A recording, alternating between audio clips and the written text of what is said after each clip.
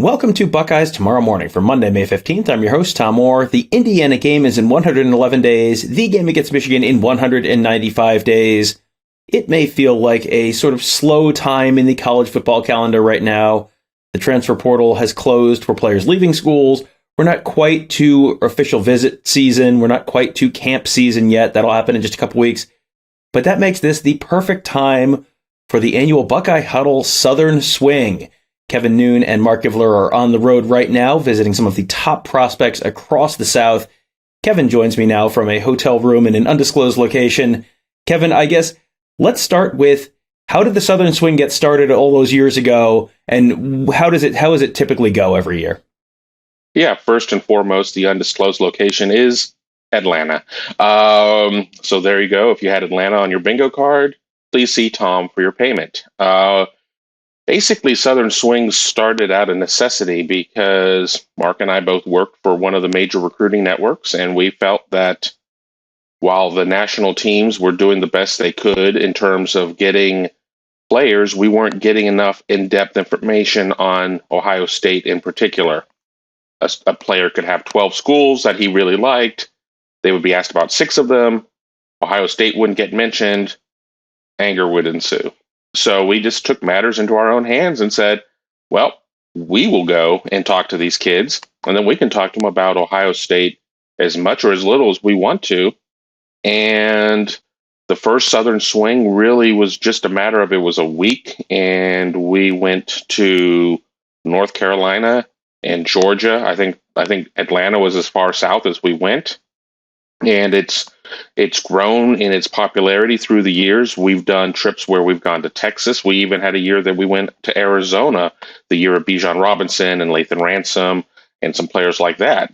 Eli Ricks, I think, was in that mix. So it's a yearly event, something that we always look forward to. I know our readers and our viewers really enjoy it as well, too, because even at a camp setting, you talk to these players for 2-3 minutes and you feel like you're really inconveniencing them.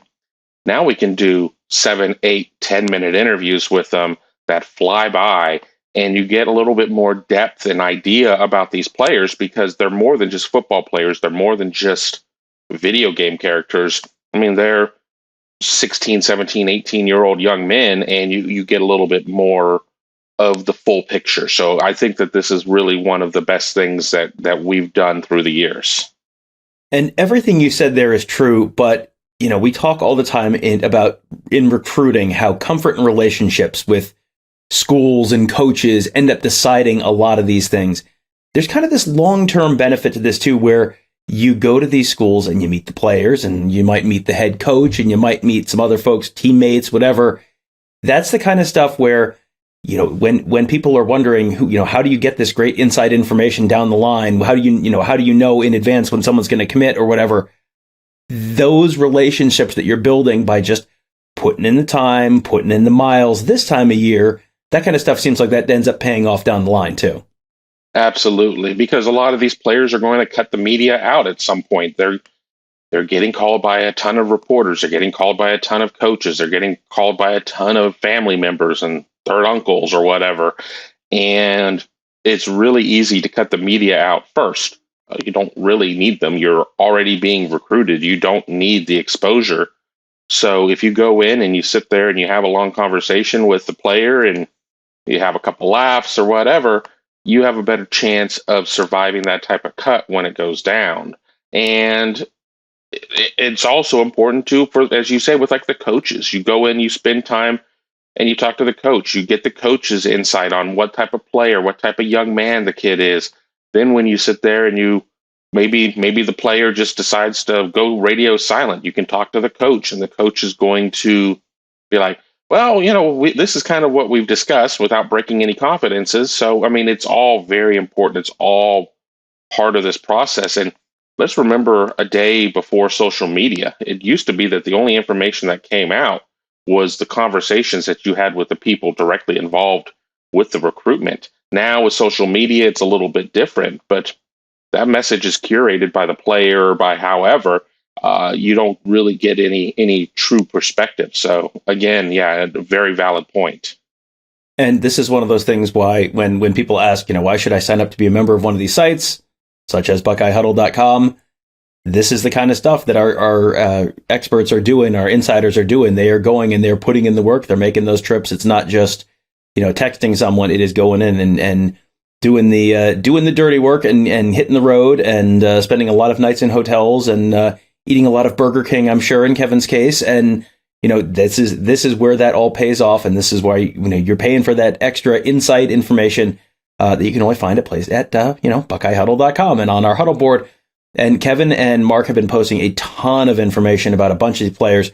As usual with this, we're just going to be talking about a handful of guys here. There's a lot more on the Huddle board at BuckeyeHuddle.com. But I did want to start with probably the biggest name that you guys have met with so far, David Sanders, number 1 overall player in the class of 2025, offensive lineman, so a position where the Buckeyes would definitely love to add the number 1 overall player. Not that you wouldn't every year, but he is out of North Carolina, a school where Ohio State has had some success in the past. What were your impressions of meeting with David Sanders? David Sanders is a great kid. I mean, you get a lot of Paris Johnson Jr. vibes out of him in terms of a very cerebral kid. He wants to be an orthopedic surgeon. I mean, obviously he wants to go on to the NFL and have a very successful career in the NFL, but he has a life after football plan. And it wouldn't surprise me if David Sanders, wherever he ends up, has his own foundation kind of in the Paris Johnson mold, just 6'7", just massive type of player. It's going to be a challenge on landing him. A couple of his teammates, including quarterback Jaden Davis, are committed to Michigan. So this could end up having a good Ohio State-Michigan recruiting element in it. There are going to be other schools involved, but Ohio State has not had any missteps along the way in terms of the recruitment of David Sanders Jr. So be sure to check out the video to get a little bit more insight on what he likes about Ohio State and just kind of what makes David Sanders tick. All right, and you can find all these interview videos with these individual players, you can find them on our YouTube channel, of course, youtube.com/BuckeyeHuddle.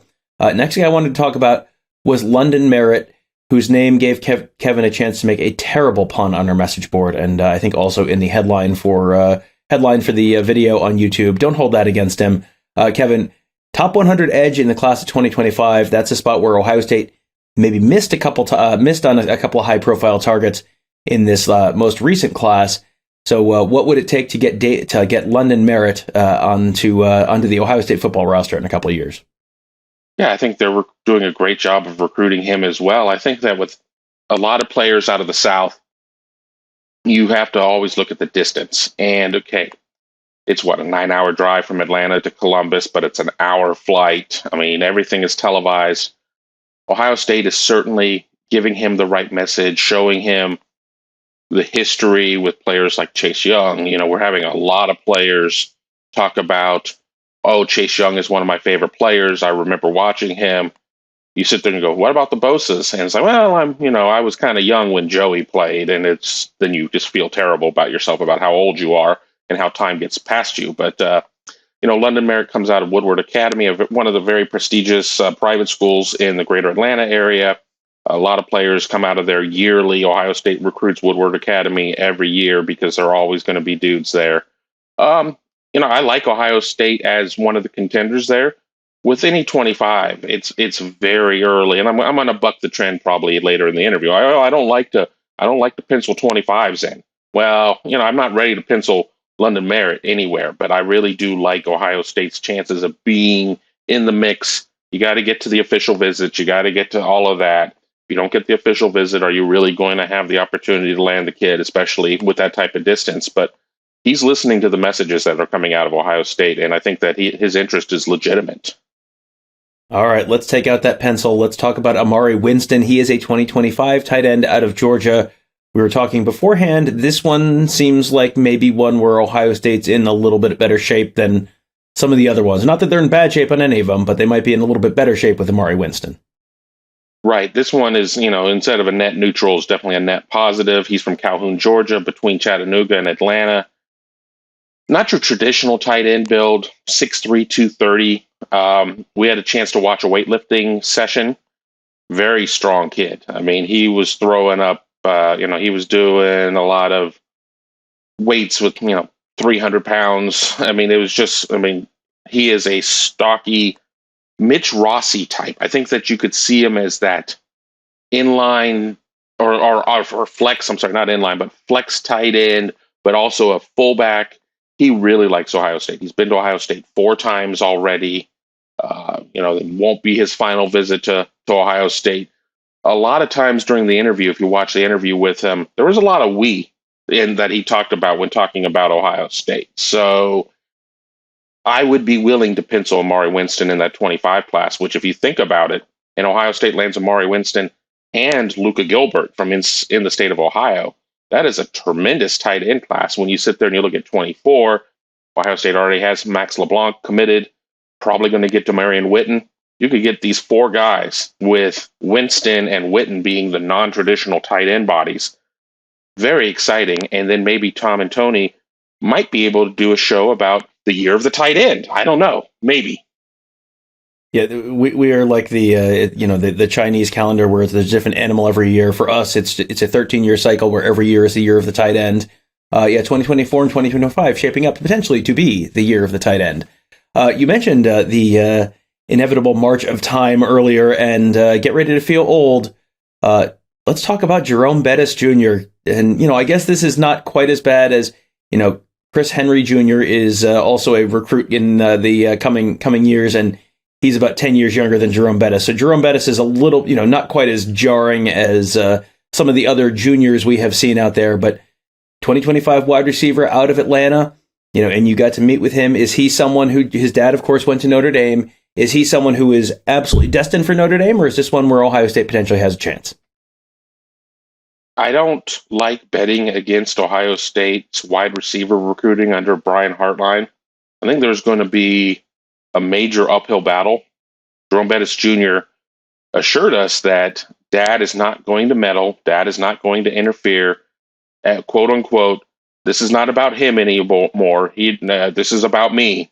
So, Ohio State has had Jerome Bettis Jr. on campus for visits before.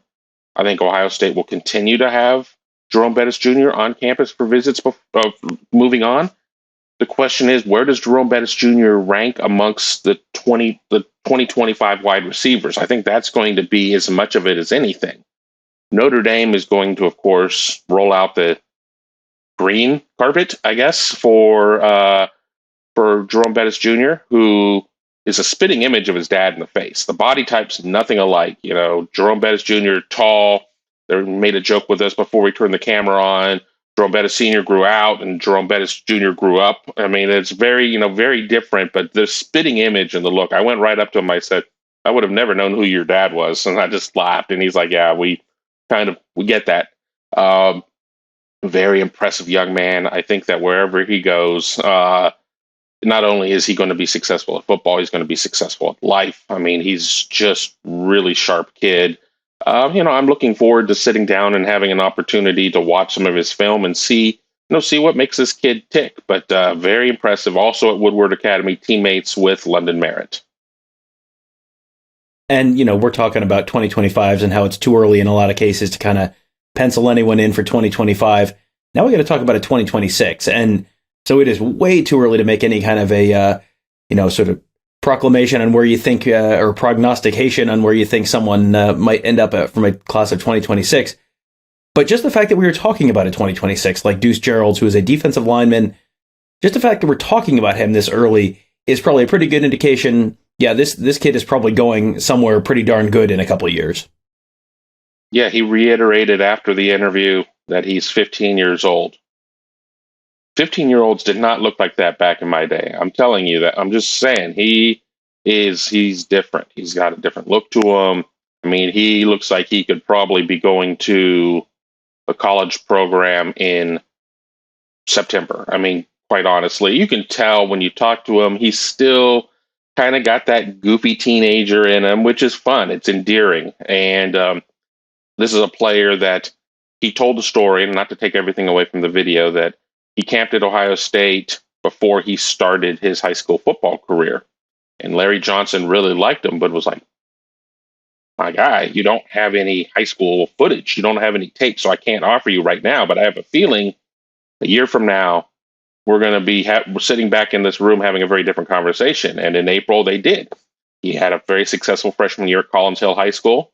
And in April, Larry Johnson offered him. And there's very much a father figure with Larry Johnson. And I think that that's going to be something. And you wonder how long Larry's going to coach. You wonder how that's going to go. But Deuce Geralds' father, I guess, was a player at Ole Miss. And as Deuce the second, as he has on his socials, was saying, it's like, my dad is teaching me, to be a perfectionist. And you could see that Collins Hill is a very successful program. Collins Hill makes the playoffs every year, plays in 7A in Georgia, big schools, very impressive. And technique-wise, he's not ready to go and play in the NFL. He's not Aaron Donald, but he, for a 2026, is very advanced in what he's doing, and he's already showing leadership. As we were getting ready to leave, we were talking with the head coach, and we were watching Deuce Geralds out there working with another young player, working with him on his technique. And he's like, this is not something that we asked him to do. This is all organic. This is all Deuce trying to make the people around him better. That's who this kid is. So another player that I think people are going to be very interested in watching. And if you land him, you're going to be really excited. And if you have to play against him, you're going to be really disappointed. Well, that is just 5 of the players that Marc and Kevin have met with and watched and interviewed over the course of the last few days on their at the start of their Southern Swing. They are going to continue that for the coming days and in a week or so. That means there's going to be a ton of content on the Huddle board at BuckeyeHuddle.com. Even for the 5 guys we talked about, there's much more there that we haven't talked about, plus other guys that we haven't gotten to on this show.